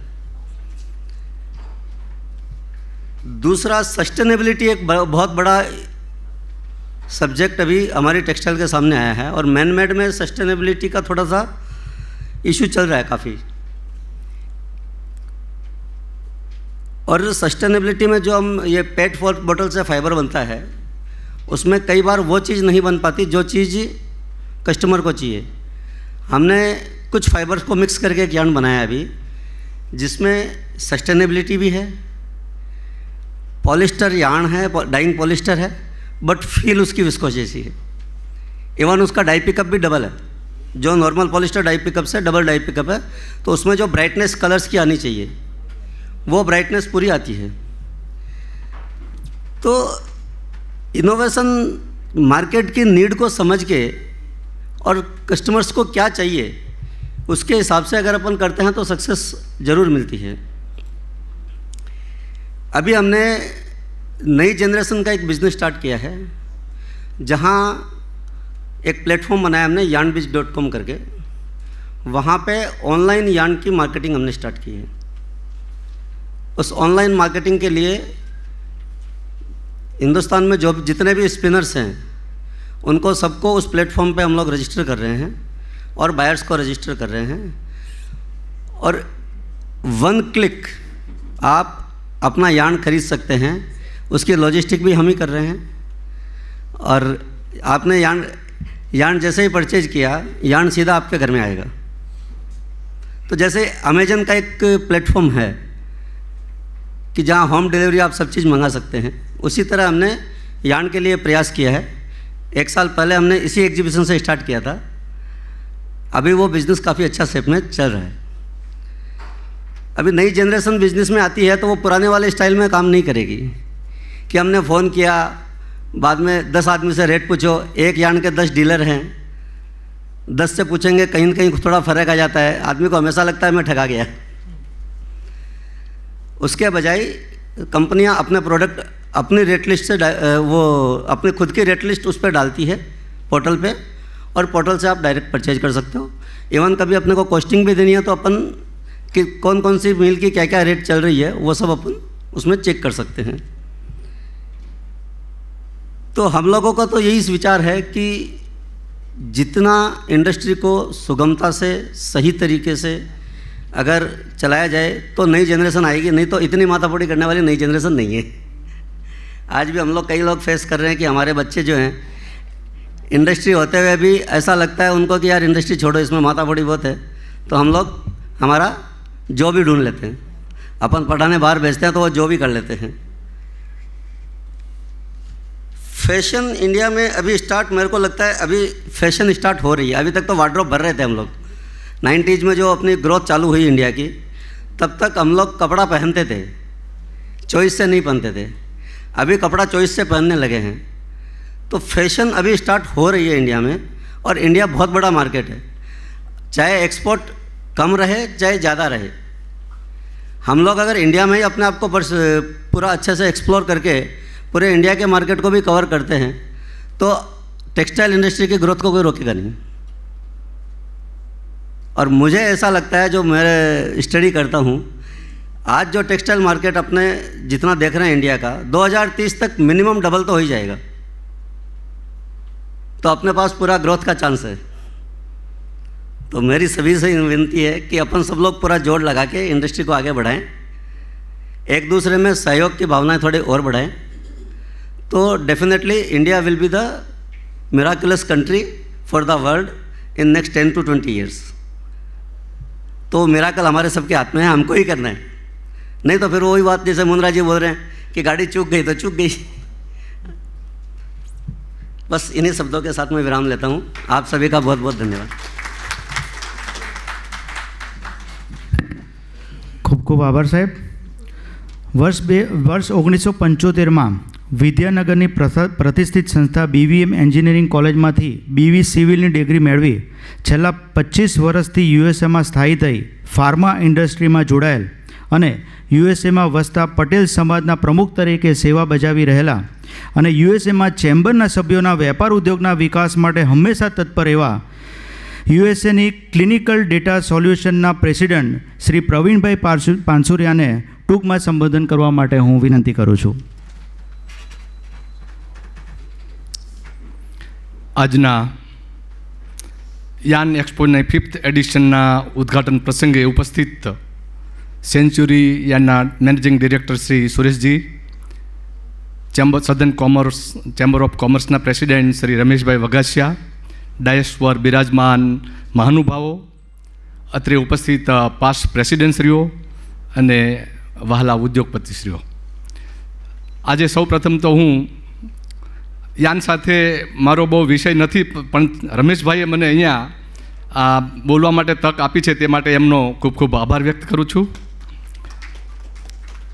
યાન જે પ્રોડક્શન થાય છે એ લોકો સાથે મારો ઘણો નાતો છે, કારણ કે સૌ પ્રથમ ફેક્ટરી ઊભી કરવામાં આવે છે ત્યારે સુરતમાં હું 20 વર્ષ સુધી બાંધકામ ક્ષેત્રે હતો, ત્યારે ફેક્ટરીઓ ઊભો કરી અને યાન જે લોકો મશીનરી ચલાવી રહ્યા હતા તેઓને હું પૂરી પાડતો હતો, એટલે એ રીતે મારો યાનના લોકો સાથે મારો સંબંધ જોડાયેલો છે। તો આ સુરતના વિકાસમાં અહીં ઉપસ્થિત ઘણા બધા મહાનુભાવોના હું ચહેરા જોઉં છું ત્યારે ખૂબ મને આનંદ થાય છે। જ્યારે સુરત શહેરમાં જ્યારે હું 1977માં પહેલાં જ્યારે આવ્યો ત્યારે જે સુરતની વસ્તી હતી અને જે ઉદ્યોગો હતા ત્યારે એક ડાયમંડ સિટી તરીકે ઓળખાતું હતું અને દુનિયાભરમાં એક ડાયમંડ સિટી તરીકે નામના હતી। ત્યાર પછી એ સિટીએ આપણા આ સિટીનું નામ ટેક્સટાઇલ ક્ષેત્રે પ્રગતિ થયું અને ટેક્સટાઇલ સિટી બન્યું અને અત્યારે આપણું આ સિટી છે અત્યારે એક સુરતના બ્રિજ સિટી તરીકે પણ ઓળખાઈ રહ્યું છે। ગુજરાતની અંદર સૌથી વધુમાં વધુ બ્રિજ બન્યા હોય તો આપણા સુરતની અંદર બન્યા છે। એ રીતે આ સુરતનો વિકાસ જે થઈ રહ્યો છે તેની અંદર અહીં બધા ઉપસ્થિત મહાનુભાવો જે પાસ્ટ પ્રેસિડેન્ટ છે ચેમ્બર ઓફ કોમર્સના, તે બધાને હું ચહેરાથી ખૂબ એમનાથી વિદિત છું અને એ લોકોનો ખૂબ મોટો સિંહ ફાળો રહ્યો છે। જ્યારે આ સુરતની વસ્તી 1961માં 2,61,000 હતી ત્યારે આજે એ વસ્તી 70 લાખ પહોંચી છે। જ્યારે અમેરિકાના 3 થી 4 સ્ટેટની વસ્તી થાય એવું એક આપણું સુરત શહેર ઇન્ડિયાનું મોસ્ટ ગ્રોઈંગ સિટી બની રહ્યું છે। ત્યારે મને ખૂબ ખૂબ આપ સૌને અભિનંદન આપવાનું મન થાય કે આ સિટીના વિકાસમાં અહીં આપ સૌ પરપ્રાંતમાંથી બધા આવ્યા છે, કોઈ આંધ્રપ્રદેશથી આવ્યું છે, કોઈ રાજસ્થાનથી આવ્યું છે, કોઈ હરિયાણાથી, અને આ બધા ભેગા થઈ અને એક સુંદર મજાનો ઉદ્યોગની અંદર સમન્વય કર્યો છે। એક ભાઈચારાથી આ સુરત શહેરમાં ઉદ્યોગોનો વિકાસ કર્યો છે અને આપણા ગુજરાતને નહીં બલ્કि ભારત દેશને ઉદ્યોગ ક્ષેત્રે નામ આપવા માટે આપ સૌએ જે સહયોગ કર્યો છે તેના માટે આપ સૌને ખૂબ ખૂબ અભિનંદન છે। આજે જ્યારે વિશ્વની અંદર ખૂબ મોટી ઉદ્યોગ ક્ષેત્રે હરણફાળ આપણી વચ્ચે અત્યારે ખૂબ જેને કહેવાય ચેલેન્જ આવી રહી છે, ત્યારે ચેલેન્જને પહોંચી વળવા માટે સુરત શહેરની અંદર બહુ મોટી ટેક્સટાઇલ ઇન્ડસ્ટ્રી છે।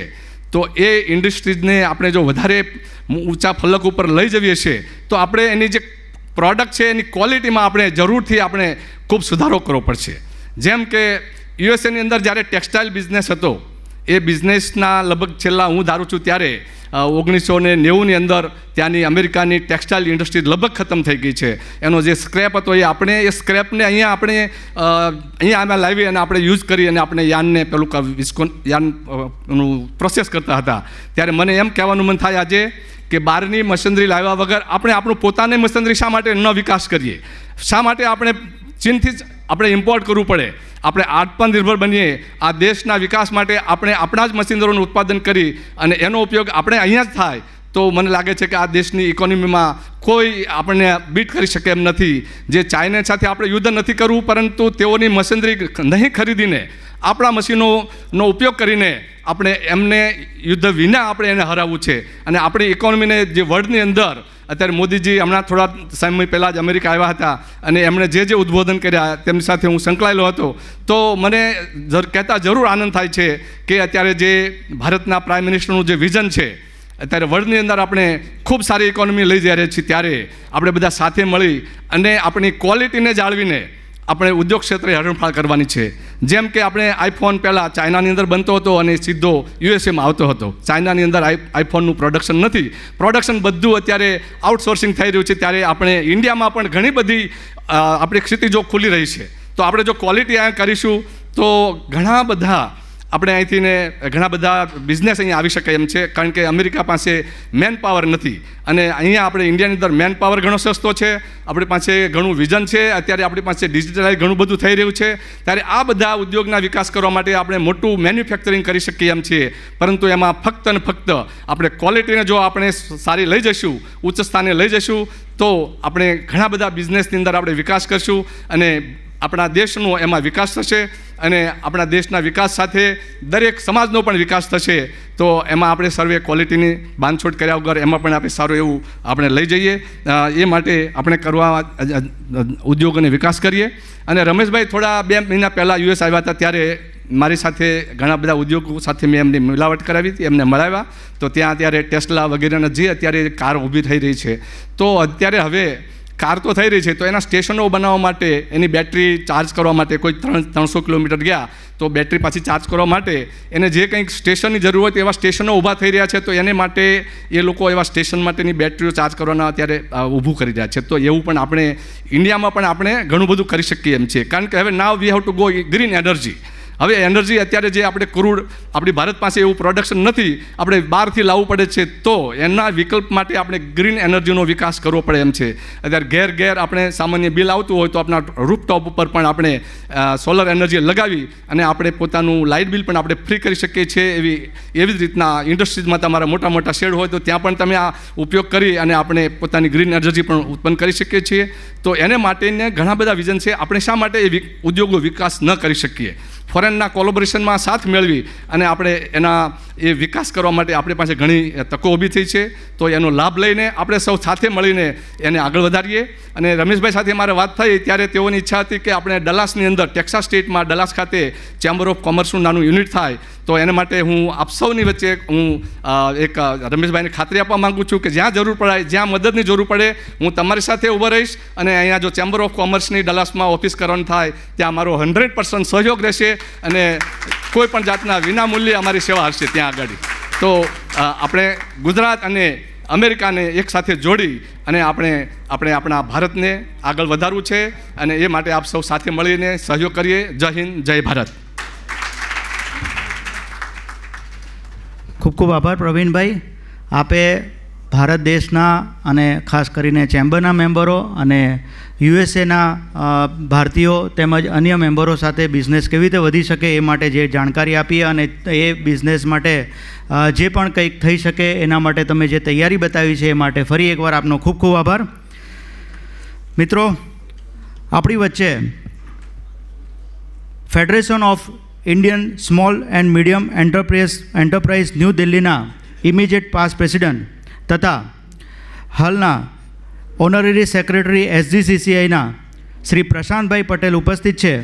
તો એમને સંબોધન માટે હું વિનંતી કરું છું, એમને અહીં આવવા માટે આવકાર કરું છું.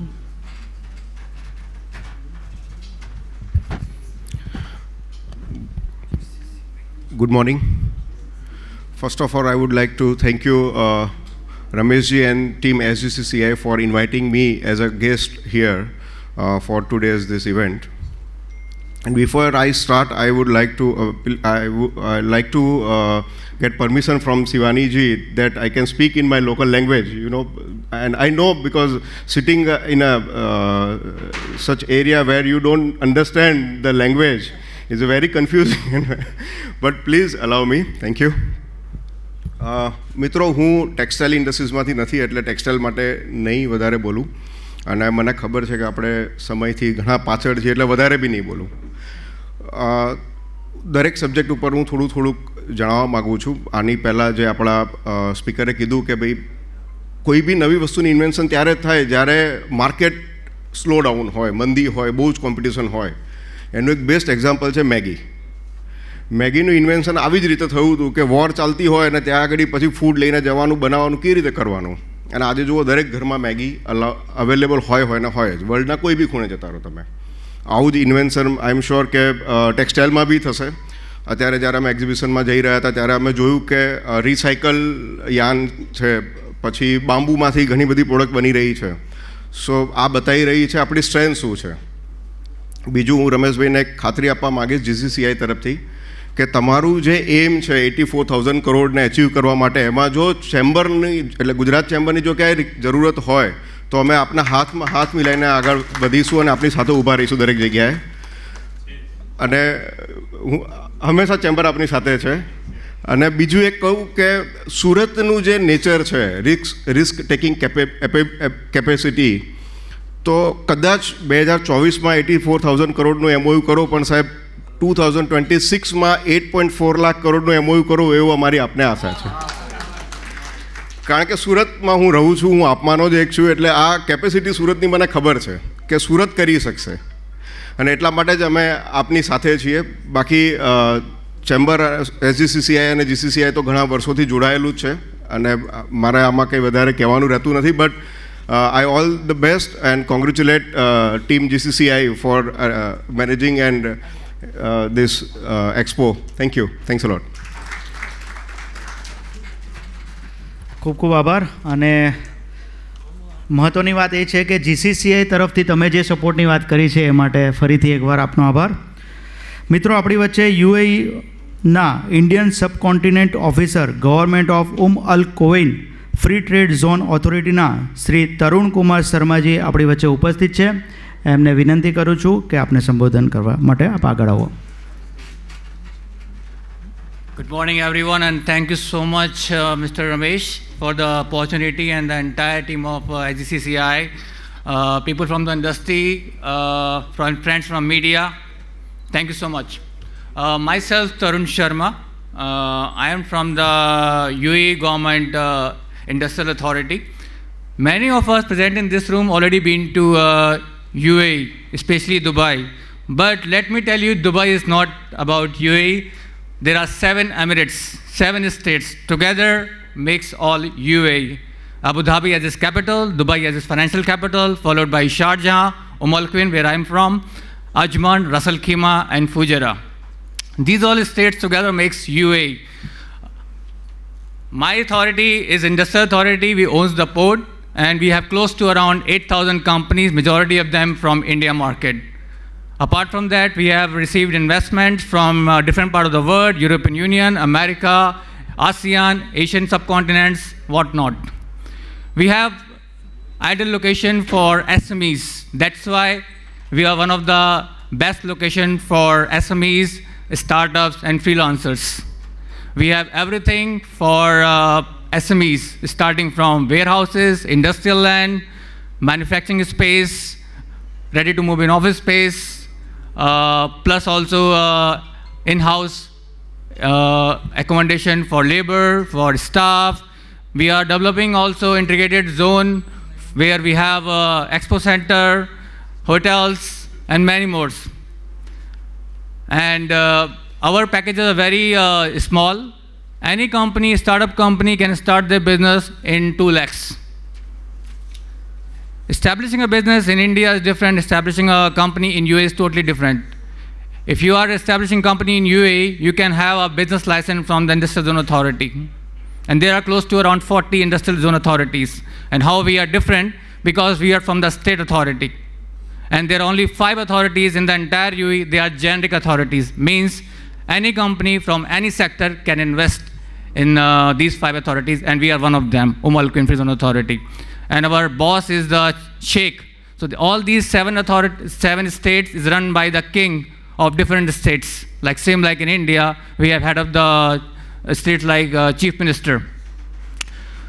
Our chairman is the Ahmed bin Rashid Al Mullah. He is the king of Al Quinn, and under his guidance, we are running the authority and helping Indian and foreign companies.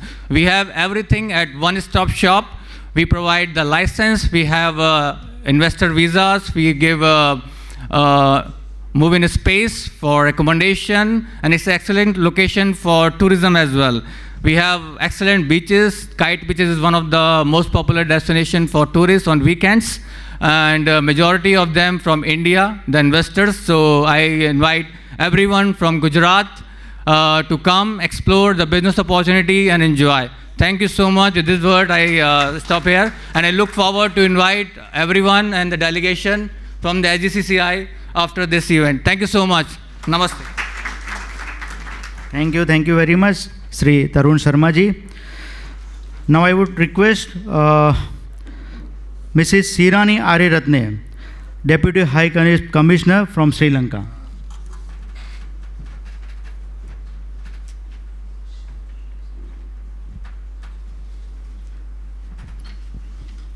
Namaste, Mahabharat. It is my privilege to be here at the first event in India. I have served in more than 20 years in the diplomatic service, and first time I arrived in Mumbai as a Minister Commercial attached to the Sri Lanka Consulate General in Mumbai. And I wish all the best for Yarn Expo, and as a first event inviting me as a guest of honor in Yarn Expo, I thank you very much for SGCCI and wish you all the best, all the success for the Yarn Expo. As a pearl of the Indian Ocean, Sri Lanka is a small country, but in the Indian Ocean and attached to India, we have more than 2,500 years relationship with India. India is our big brother. We have a lot of awareness to create relations with India, and recently also our Excellency President had a meeting with the Prime Minister of India, and we are looking forward to develop our relations in all the sectors: trade, investment, culture, relations, tourism. And this is my first event, starting in a long way, going towards to strengthen further relations with India. And I hope and looking forward to have a good relations and organizing trade events, and your visit to Sri Lanka and our trade and investment delegations from Sri Lanka to Gujarat and India develop big cooperation with you. Looking forward in the evening session to exchange more opportunities and what are the areas we can develop together. Further, I congratulate for all the new staff and for the next year events, and looking forward to your cooperation. Thank you very much. All the best. Thank you. Thank you, ma'am. Thank you, madam. It is to inform you all, as a part of Mission 84, we are going to arrange and organize in every of our event to have a consulate generals from different countries or any officers from different countries to maximize the bilateral trade. And as a younger brother of Sri Lanka, we would like to have to offer many products and services from India to Sri Lanka. Don't feel yourself alone. Don't go with China, but be with India. Thank you. Thank you very much, and we definitely hope that our growth of trade and industry will increase in Sri Lanka as well as UAE also. Now last but not the least, ફક્ત છેલ્લી 10 minute આપણી વચ્ચે ટેનફેક industries લિમિટેડના પ્રમુખ રહી ચૂકેલા, હાલ institute of chartered accountant of ઇન્ડિયાના મેમ્બર તેમજ દેશની વિખ્યાત સેન્ચુરી એન્કા લિમિટેડના મેનેજિંગ ડિરેક્ટર શ્રી સુરેશ સોદાનીજી આપણી વચ્ચે ઉપસ્થિત છે. તેમને અહીં આવકારવા માટે હું નમ્ર વિનંતી કરું છું. શ્રી સુરેશભાઈ સોદાનીજી.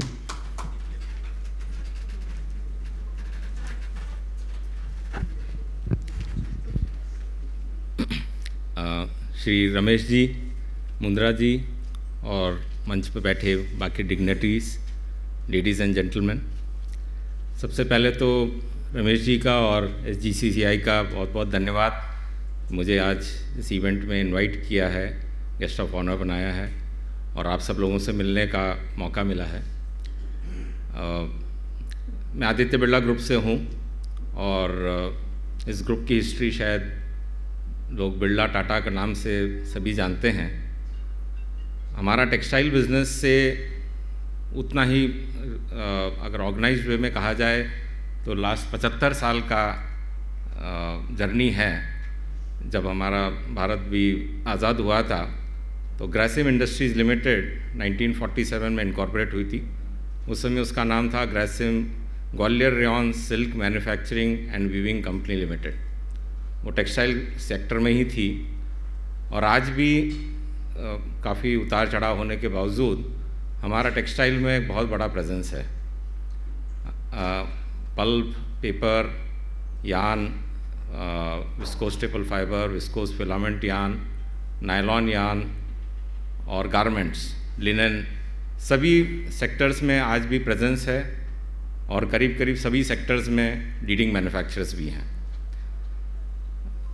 सेंचुरी एनका लिमिटेड करीब 50 साल से नायलॉन बिजनेस में है और एक्सपो के साथ लास्ट 5 साल से तो जुड़ी है ही, लेकिन इंडस्ट्री के साथ और SGCSCI के में कंट्रीब्यूट भी करती है और उससे हेल्प भी लेती है। मैं धन्यवाद देता हूँ SGCCI की, जो हम सब लोग अगर इंडिविजुअली देखें तो हम उंगली हैं, लेकिन अगर एक चेंबर के अम्ब्रेला में आ जाते हैं तो हम मुट्ठी बन जाते हैं और कोई भी बात हमें अगर गवर्नमेंट को, अथॉरिटीज़ को कहनी है तो ऐसा चेंबर बहुत बड़ा माध्यम हो जाता है। तो साथियों, हमने बहुत लोगों से सुना और मैं भी इस बात को मानता हूँ। मैं खुद इस इंडस्ट्री को सीख रहा हूँ और शायद मेरी जितनी उम्र है, यहाँ पे कुछ लोग बैठे हैं उनको टेक्सटाइल सेगमेंट में मेरे से ज़्यादा, उससे ज़्यादा शायद तजुर्बा होगा। तो मैं खुद एक विद्यार्थी हूँ टेक्सटाइल सेगमेंट का। लेकिन जो चीज़ बहुत इम्पॉर्टेंट है और मैंने सिर्फ टेक्सटाइल में नहीं और बाकी ऐसी इंडस्ट्रीज़ में देखी है जहाँ पे हम एक वैल्यू चेन की इम्पोर्टेंस बहुत होती है। वो इंडस्ट्री की ग्रोथ को भी इम्पैक्ट करता है और इंडस्ट्री की हेल्थ को भी करता है। आज चाहे वो सिंथेटिक यान हो, चाहे विस्कोस का हो, चाहे कॉटन हो, एक हर सेगमेंट में एक अपस्ट्रीम है, एक डाउनस्ट्रीम है।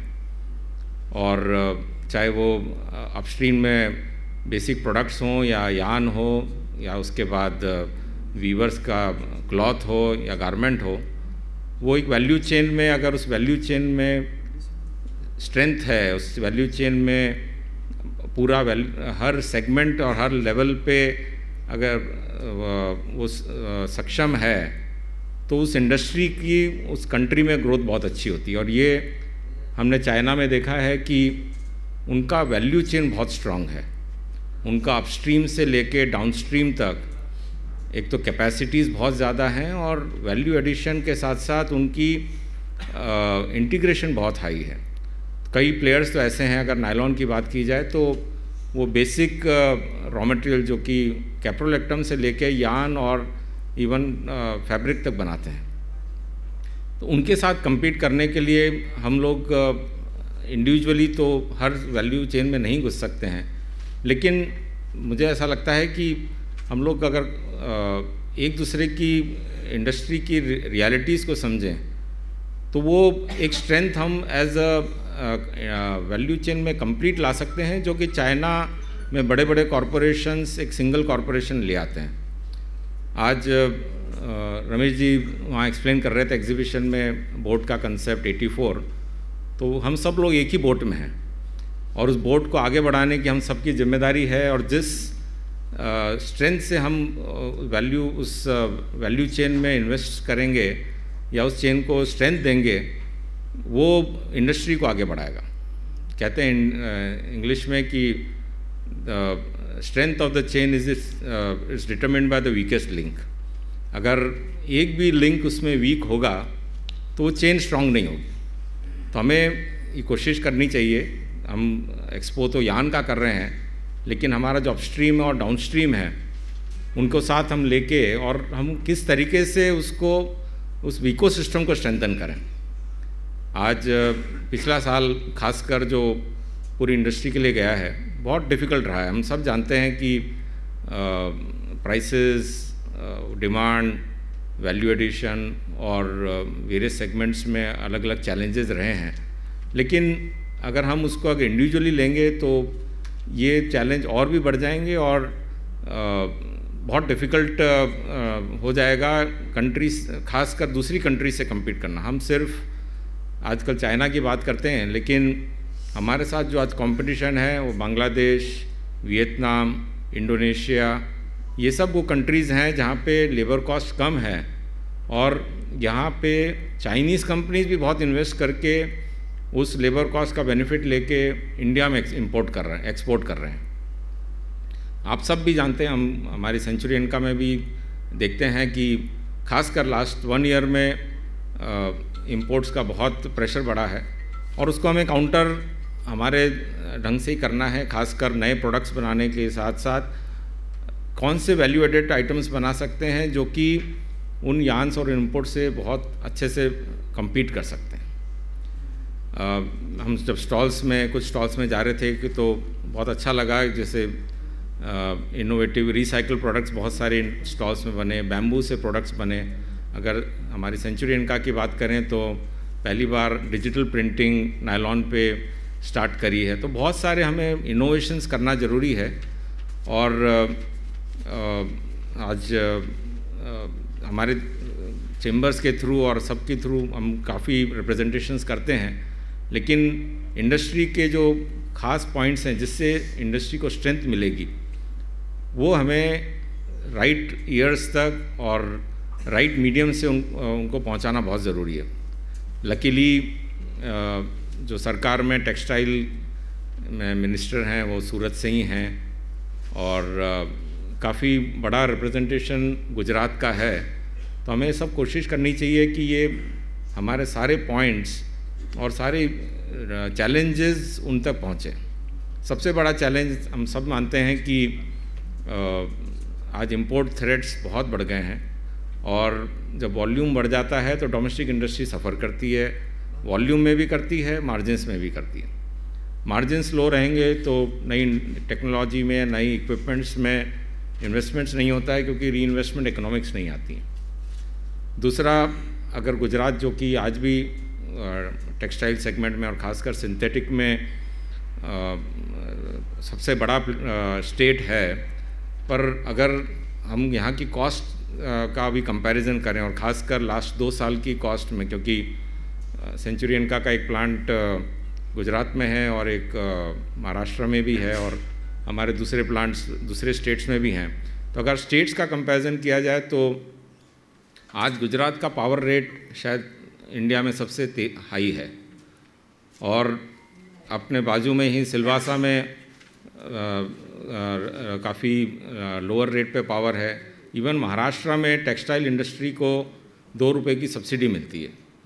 तो हमें भी चेम्बर्स के थ्रू ये पॉइंट्स रेस करना ज़रूरी है कि अगर गुजरात में इस सेंटर को आगे बढ़ाते रखना है तो इंसेंटिवाइज सिर्फ या केवल प्रोटेक्शन इंपोर्ट से नहीं, इस गुजरात स्टेट का भी अट्रैक्टिवनेस बनी रहनी चाहिए।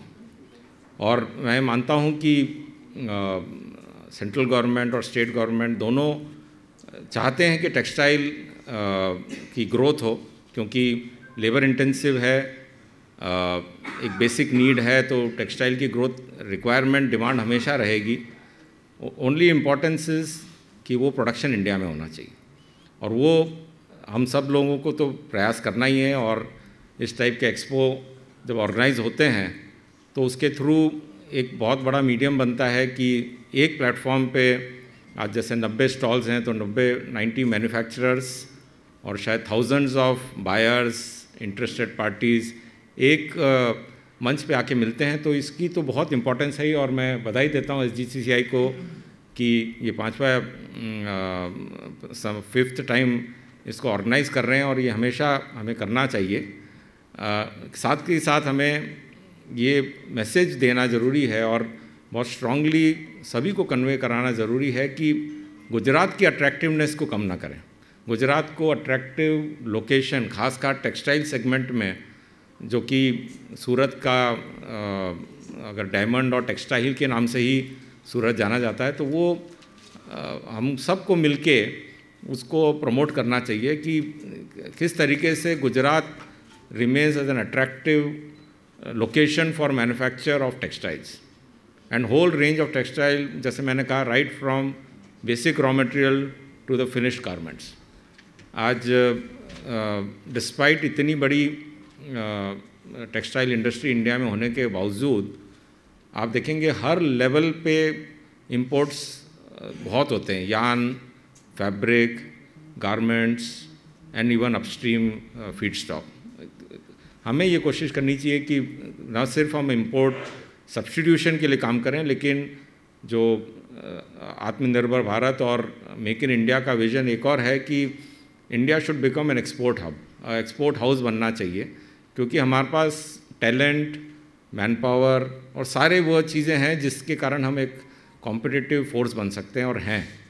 तो मुझे पूरा विश्वास है कि इस टाइप के जो फोरम्स हैं हम उनको यूटिलाइज़ करें और हम सब मिलकर इस चीज़ को और आगे बढ़ाएं कि इंडिया का टेक्सटाइल सेगमेंट न सिर्फ वाइब्रेंट हो, ग्रोथ भी हो, और उसके लिए इस टेक्सटाइल सेगमेंट की वायबिलिटी और प्रॉफिटेबिलिटी बहुत क्रिटिकल है, ताकि नया इन्वेस्टमेंट्स आए, नई टेक्नोलॉजीज़ आएँ और हम वर्ल्ड के मार्केट्स में इफ़ेक्टिवली कॉम्पीट कर पाएँ। मैं एक बार फिर आप सबका धन्यवाद देता हूँ, और ख़ासकर रमेश जी, मुंद्रा जी और सभी SGCCI के पदाधिकारियों का कि जिन्होंने ये ऑर्गेनाइज़ करी है। मैं विश करता हूँ कि ये बहुत सक्सेसफुल हो, और ना सिर्फ ये 5वां, ऐसा ही 84th और शायद उससे आगे भी आपके आयोजन होते रहें। तो बहुत बहुत धन्यवाद, thank you. Textile value chain के बारे में विस्तृत में जानकारी देने के लिए और बहुत ही अच्छी तरह से प्रोत्साहित करने के लिए श्री सुरेश सोधानी जी को एक बार फिर अभिनंदन और आभार करते हैं। और प्रोग्राम के अंत की तरफ जाने से पहले आगामी कार्यक्रमों की जाहिरात के लिए ऑनररी सेक्रेटरी श्री निखिल भाई मद्रासी को मैं आमंत्रित करता हूँ। जाहिरात आ कार्यक्रम समाप्त थे। आप सौने लंच सहभागी थवा माटे नम्र विनंती है। नंबर 2, ग्रुप चेरमेन मित्रों ने विनंती कि अहीं ज आ कार्यक्रम पते एटले एक बीजो एक कार्यक्रम है, एटले आप सौ अहीं उपस्थित रहेजो। त्रीजू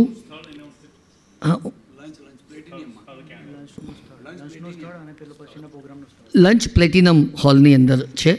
त्यार पछी एक UAE અને શ્રીલંકા સાથે લંચ પછી ઇન્ટરેક્ટિવ સેશનનું આયોજન કરવામાં આવ્યું છે। એક્ઝિબિશન સેન્ટરની અંદર જ જગ્યા ડિફાઇન કરેલી છે, તેના બોર્ડ્સ ઉપલબ્ધ છે, ત્યાં સૌ બધા ઉપસ્થિત રહેજો। આવતીકાલે એક સરસ કાર્યક્રમ ઓર્ગેનાઇઝ થયો છે, જે 84 મિશનની વાત ચાલે છે, તેની અંદર shaping of Surat, a story of a trading town, discover the timeless tales of Surat, unlock the secrets of Surat's vibrant trading history. આ કાર્યક્રમ બહુ જ અગત્યનો કાર્યક્રમ છે। સવારે 11 વાગે આવતીકાલે રવિવારે છે આ કાર્યક્રમ। સેમિનાર હોલ એ એટલે કે આ જ હોલની અંદર છે, તેમાં સૌને ઉપસ્થિત રહેવા વિનંતી। અને ત્યારબાદ પણ એ સેમિનારમાં જેટલા મિત્રો ઉપસ્થિત હશે તેમને લંચ માટે પધારવા માટે પણ વિનંતી છે। આભાર। અંતે આભાર વિધિ વગરનો કોઈ પણ કાર્યક્રમ અધૂરો કહેવાય છે। આભાર વિધિ માટે હું ચેમ્બરના હોશિલા ઉપપ્રમુખ શ્રી વિજયભાઈ મેવાડાને વિનંતી કરું છું। નમસ્કાર મિત્રો, ઘણા વખતે આટલી બધી સંખ્યામાં મને આભાર વિધિ કરવા મળી છે। મંચ પર બિરાજમાન મહાનુભાવ, આમંત્રિત સજ્જનો અને સન્નારીઓ, યાન એક્ઝિબિશન હવે આપણી ઓળખ બની ચૂકી છે અને સમગ્ર ટેક્સટાઇલ વેલ્યુ ચેનની પ્રથમ કડી એટલે યાન। આપણે અહીં સૌએ સૂટેડ બૂટેડ થઈને બેઠા છે, સારા સારા કપડાં પહેરીને બેઠા છે, તેનું માધ્યમ યાન છે। યાન ન હોય તો વિવિંગ ના થાય ને વિવિંગ ના હોય તો ગાર્મેન્ટ ના બને। અને આવા શોભાયમાન એક્ઝિબિશનમાં પધારેલા અહીં આપણા મહાનુભાવોનો આભાર માનોના શબ્દ આપને એક ઓછા પડે છે। आज के चीफ गेस्ट और यान सेक्टर के बहुत बड़े सेंचुरी एनका के मैनेजिंग डायरेक्टर खुद यहाँ अपने कार्यक्रम में हाजिर हुए हैं, तो वो हमारे लिए एक बहुत बड़ी घटना है। सुरेश जी, आपका यहाँ आने और उपस्थित रहने के लिए बहुत बहुत शुक्रिया। We are very much thanks to minister commercial deputy high commissioner Sri Lanka Mumbai India Sirani ji for your visit to Chamber of Commerce. Thanks, ma'am. At the same time, thanks to Mr. Tarun Sharma ji from UAE for his visit. Thanks, sir. Gujarat Chamber of Commerce na Gujarat Chamber of Commerce na માનદ મંત્રી પ્રશાંતભાઈ પટેલ તેમજ નિમ્બર્ગ ફેશનના director Shri મહેશ્વરીજીનો આ ટકે હું ઘણો હૃદયપૂર્વક આભાર વ્યક્ત કરું છું. શ્રી પ્રવીણભાઈ પાનસુરિયા કે જેઓ કેમિકલ ડેટા સોલ્યુશન LLC યુએસએના પ્રેસિડેન્ટ છે, તેઓનો પણ આ ટકે હું હૃદયથી આભાર વ્યક્ત કરું છું. યાન એક્સપોને સફળ બનાવવા માટે ઓલ ગ્રુપ ચેરમેન બીજલ જરીવાલાનો તાળીના ગડગડાટથી આપ સર્વે આભાર વ્યક્ત કરો. બીજલ જરીવાલા યાન એક્સપોના ચેરમેન જેણે રાત દિવસ જોયા વગર સતત મહેનત કરી છે એવા ગિરધર ગોપાલ મુંદ્રાજીનો ઘણો ઘણો આભાર. તેમજ કો ચેરમેન શ્રી કૃષ્ણાનીજીનો પણ આ તકે હું આભાર વ્યક્ત કરું છું. ચેમ્બરના આદરણીય ભૂતપૂર્વ પ્રમુખશ્રીઓ, ગ્રુપ ચેરમેનશ્રીઓ, અહીં પધારે સર્વે કમિટી મેમ્બર્સ અને એક્ઝિબિટર્સો અને હમણાં સ્પોન્સર્સો તેમજ પ્રેસ અને મીડિયા જે અહીં પધારેલી છે, સર્વેનો હું હૃદયના ઉમળકાથી આભાર વ્યક્ત કરું છું. તેમજ એક્ઝિબિશનના માર્કેટિંગ સ્ટાફ થોમસભાઈ તેમજ તેની ટીમ તથા આપણો સમગ્ર ઓફિસ સ્ટાફ જેણે આ ઇવેન્ટના ભાગ રૂપે રાત દિવસ રાત્રે 2-3 વાગ્યા સુધી જે સ્ટોલ્સમાં અને આમાં મહેનત કરી છે, સર્વેનો હું આભાર વ્યક્ત કરું છું. અને અમે યાન એક્સપોનું બુકિંગ કરવા જતા હતા અને એમાં જે લોકોની વાત આવતી હતી, બહુ મંદી હે, અભી એસા કરો વૈસા કરો, મગર એ લોકો માટે હું એટલું જ કહીશ કે પરિસ્થિતિની ચિંતા ના કરો. તમે જે સ્થાને છો તેનાથી ઉપર જવાની કોશિશ કરો. પ્રયત્નો કદી નિષ્ફળ જતા નથી. માટે આ પંક્તિને અનુરૂપ આ સર્વે એક્ઝિબિશનો જે એક્ઝિબિશનમાં ભાગ લીધો છે તે સર્વેનો હૃદયનો ઉમળકાથી આભાર. જય હિન્દ, જય જય ગરવી ગુજરાત. હવે MOC કરવા બદલ મારા મિત્ર શ્રી ભાવેશભાઈનો પણ ઘણો ઘણો આભાર. અને આપ સર્વે લંચમાં ભેગા થશો, પ્લેટિનિયમ હોલમાં આપણે લંચ લેવાનું છે. આભાર. જય હિન્દ, જય જય ગરવી ગુજરાત.